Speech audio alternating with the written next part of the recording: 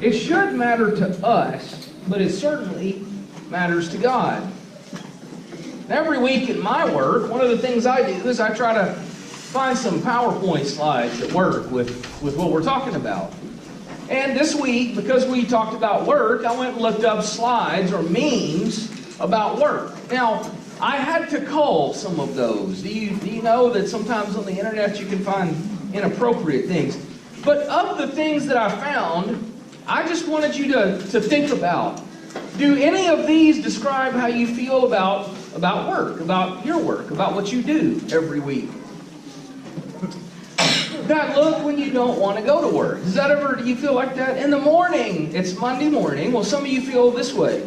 Sometimes, I think we see that face. Sometimes it's kids that don't want to do school or whatever. And for kids, school is your work. That's just how it works. You say you value your employees, but my paycheck determined that was a lie. Maury Povich, I'm not saying anybody here watches this show. Please don't. It's not good. But anyway, I thought that was a good one. What about this? The face I make when I see you leaving work earlier than me. Is that anybody? Okay. Maybe a little bit. You see somebody leaving, you're like, where are they going? What do they think they're doing? And this one, how I look when I leave work, knowing I did nothing the whole day. That little guy just cracks me up. Isn't he cute as a button? He just cracks me up. That's funny, but the fact is, sometimes we do kind of feel like, I wish I could get away with it and I didn't have to work. And it can feel like that sometimes. Our job, whatever that happens to be, can feel like something that we wish it was somebody else's job. We wish it was what somebody else did, not us. Work can become challenging. Maybe you're there. Maybe right now you feel like work is so hard for you because you don't love what you do. Or you're having a struggle because of somebody who works with you. Or because there's been something, it's first of a new year, maybe things have been handed down as responsibilities for this year that you're not excited about. I don't know where you're at on the spectrum. Maybe you just started a new job and you're in love with it. You just think it's great and you're so excited. I've been in all those different places at different times. I've also been the guy who was so excited about what I did that I annoyed everybody I worked with. Can you believe that about me? I've been that guy. And I've had people just had to say, just hush. We don't want to hear about it right now. Wherever you're at on the spectrum, I hope today we'll think a little bit about the fact that God cares about what we do. Now that's not to say God cares about what you do for a living. I think God gives us a wide variety of choices. I'm not sure in some sense that it really matters what we choose to do. But the work that you're doing and what you do while you're there and the relationships that you have with other people and how you conduct yourself, I'm certain God cares about that. Wherever that is, whatever it is that you happen to be doing. I worked in jobs that I knew I wasn't going to stay at, that I didn't love it. And yet I found people everywhere I've worked, whether it be there or the job that I love the very most that I've ever done, which is this job, frankly. Whatever that job was, I found people there that have found ways to make themselves excited about what they're doing every day. And I found people that regardless of what they were doing, I don't think they could get excited. I don't think they could be positive. I think there's some of that in the world too. God counts on His people making a difference where we are. And for that reason, our work really does matter.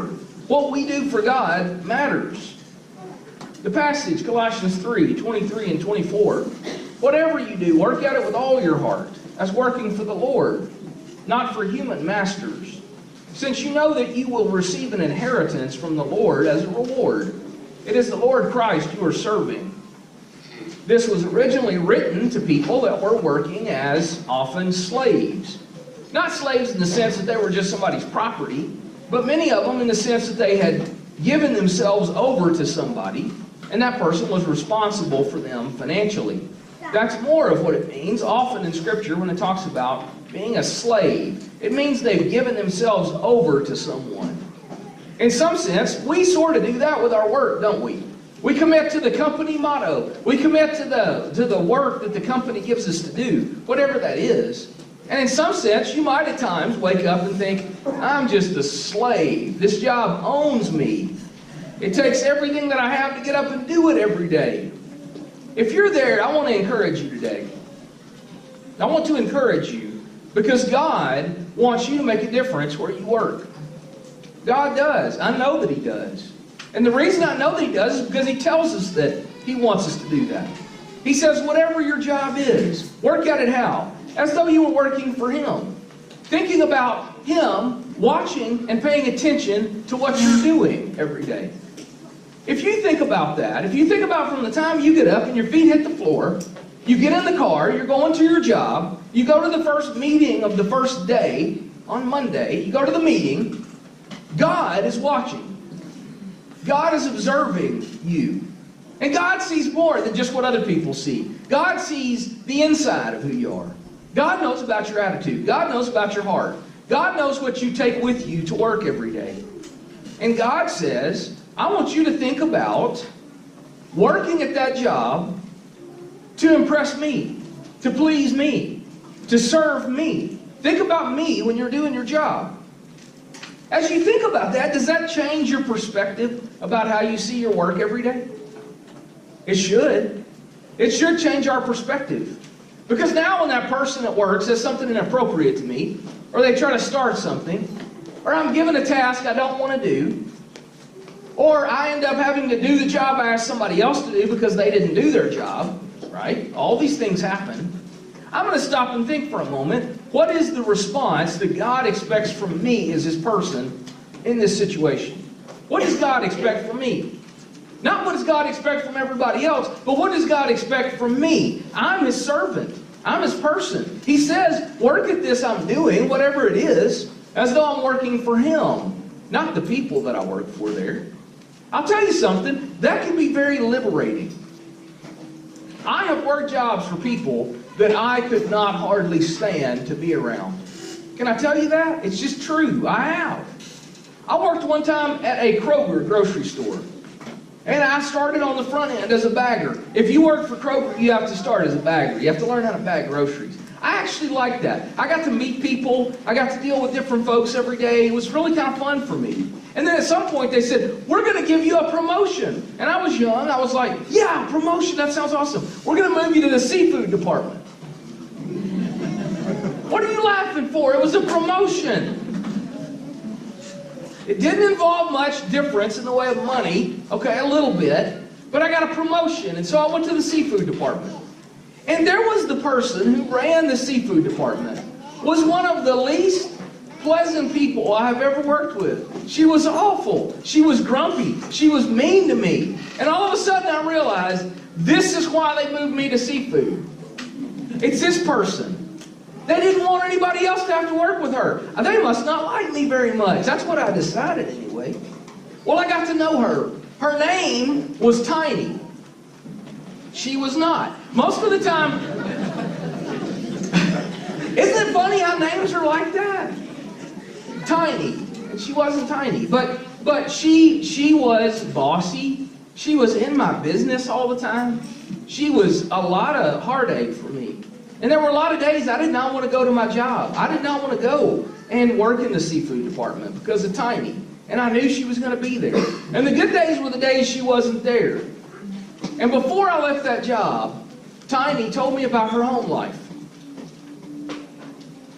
Now, I can't say that she became a much more enjoyable person to be around. But I did have sympathy for her because of what she was dealing with every day. And I prayed with Tiny one day. And I thought the next day, I'm going to pray with Tiny today, and it's going to be better tomorrow. And it wasn't, okay? But still, I think we are there to do something. I don't know what it is. I don't claim to be able to tell you if you catch me at the back door today and say, Joe, my job is hard. I work with people I don't like. How am I going to, I've been looking for a way out of it. I can't find another job. What am I going to do? I don't know. But I know that your expectation there is often lowered over time, and that you start feeling very bad or sad about having to go into work. And when you get to that place, you have a very hard time positively changing things for yourself or other people. That sometimes what God calls on us to do is to stick right where we're at and to do the best job we can of being who He's called on us to be in that position, in that job, in that word, with those people. Now, I'm not saying it's wrong to leave. If you get a chance, do what you can. But the fact is, sometimes we're where we're at, and we have to make the best of that situation. God is saying, work at it, Joe, for me. Do it for me, Joe. Don't think about the other stuff going on around you. Think about me when you're there at your job. And to me, I think that's a very liberating thing for God's people. It also is a great responsibility. And you can tell that when you read the text. If you back up, there's some precautions that it gives us before it tells us that. Look at verse 22. Slaves, obey your earthly masters in everything, and do it not only when their eye is on you, and to win their favor, but with sincerity of heart and reverence for the Lord. That's a little bigger challenge. He just increased the level of difficulty with what He's asking us to do. Not only do I work at it as though I'm serving God, but not just when their eyes on you. It's not just when you think they're looking. It has to be all the time. Which means it has to be deeper. It means that I have to care. It means that I have to really mean it. And I have to try to do what's best. Not just when somebody's looking at me. And not just to win their favor, but with sincerity of heart. I have to really, really care about it. Sometimes it's hard to really care. It is. And sometimes with some people, as you get to know them, it's very challenging to really care about that person. And so sometimes, I'm going to tell you a trick. I don't know if it'll work for you. It's been helpful to me. Sometimes I care about what that person could be, not necessarily what they are today. Does that make sense? Because sometimes today, they're just absolutely intolerable. They're just awful. They might have made terrible moral choices. And I don't want to pray that they're blessed. They're doing terrible things. I don't want to pray that God blesses them, even though they're doing terrible things. But maybe I could work toward who they could be if they would be faithful to God. And I have to start thinking about myself as the person that could be the link from where they're at in their life today to knowing God. I may be the only person that is there to help them with that. There may be nobody else in their life that cares about them. The fact is, God puts us in situations because we're His vessels. We're His instruments. We're His workers. And if you're in a hard situation today, God knows you're there. Don't you get that? God knows that you're in a tough situation. And God might have prescribed you for that situation. So instead of stopping in your job and thinking, why is this so hard on me? God, why have you done this to me? God may be saying back to you, pay attention. Why don't you spin around, do a 360. Look at the people around you and realize that you're there for a reason. You're there to make a difference in their life. What about that?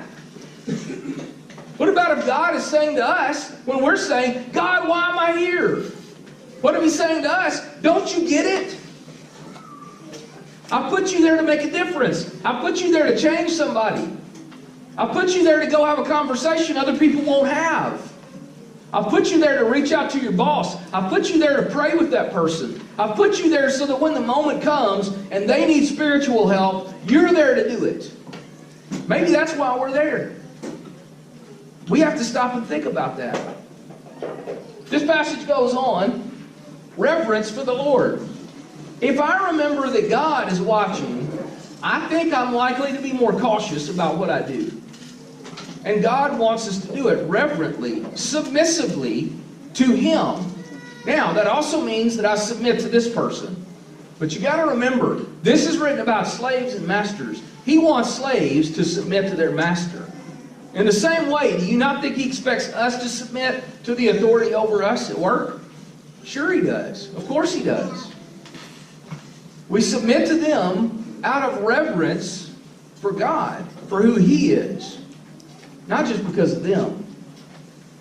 The bigger challenge here goes up all the way to the beginning of the chapter. Go back to the beginning of chapter 3 of Colossians.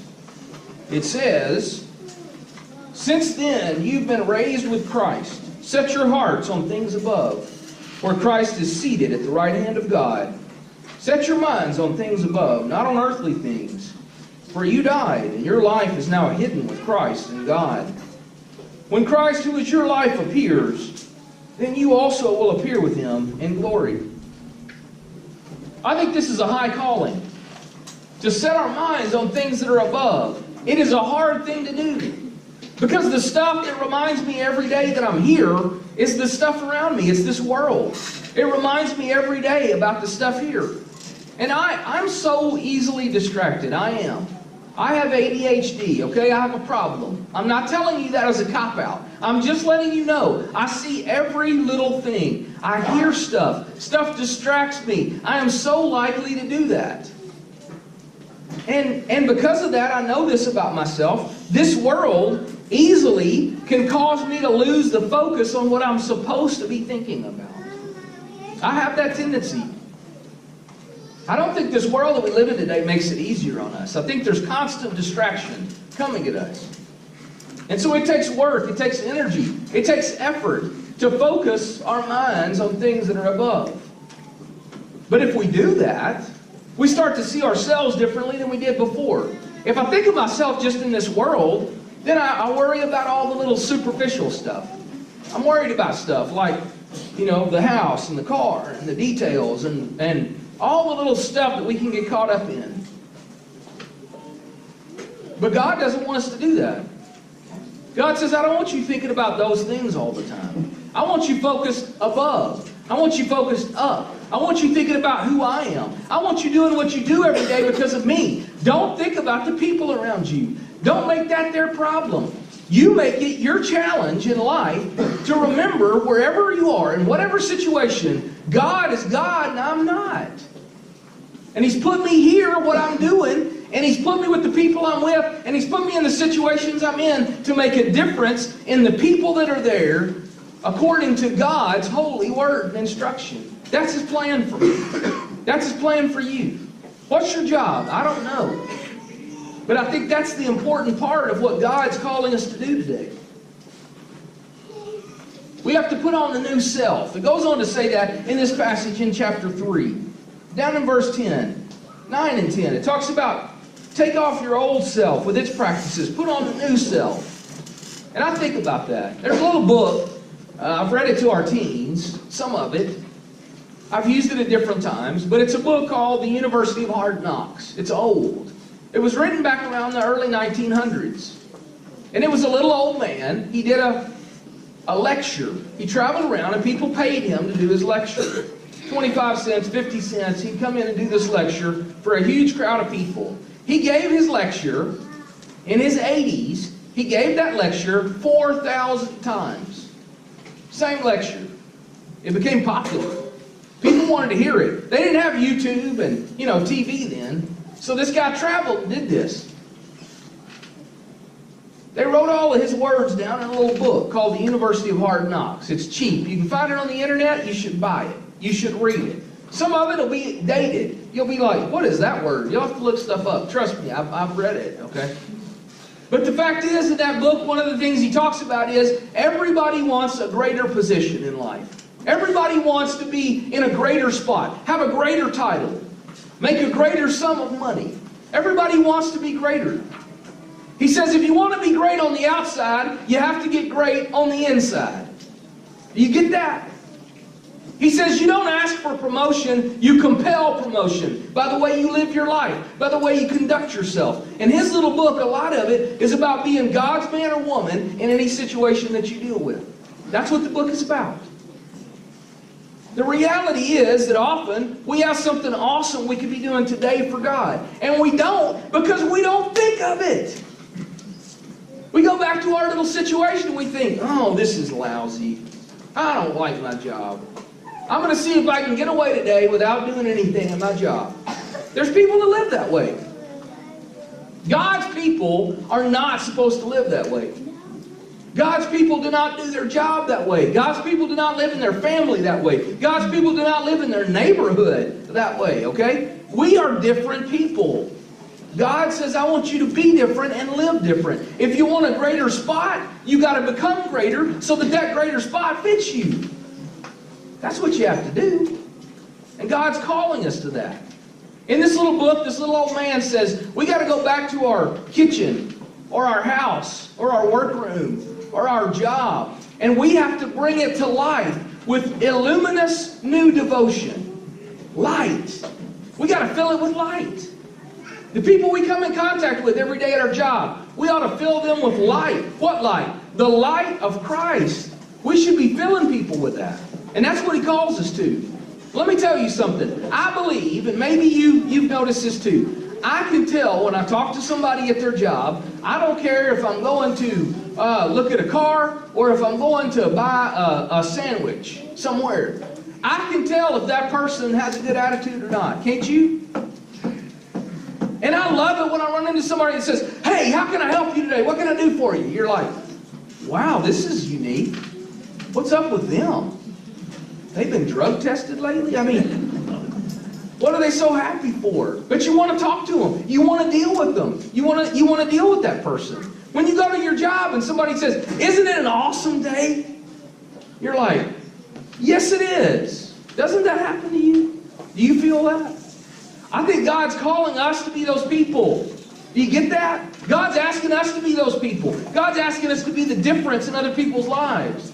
Our work matters to God. He cares about it. He's watching it. For that reason, we ought to wake up tomorrow morning and we ought to approach what we're going to do that day and the rest of the week with a newfound purpose behind us. And what is that? That purpose is to be Jesus to the people we meet every day. It's to show God to the people that we meet. It's to find a way to pray with somebody that's there. It's to find a way to show them that God loves them. And that life could be better than it is. If they would only submit to the Father of all of us, God Himself. He wants to change people's lives. He wants to change our life. If you're here today and you want your life to change, and you know it needs to change, and we can help you with that, we'd love to do that. If you want to be baptized into Christ, we'd love to help you with that today. If you say, I just need to recommit myself to be what God has called on me to be, whatever that is, whatever the need, why don't you come while we stand together and sing?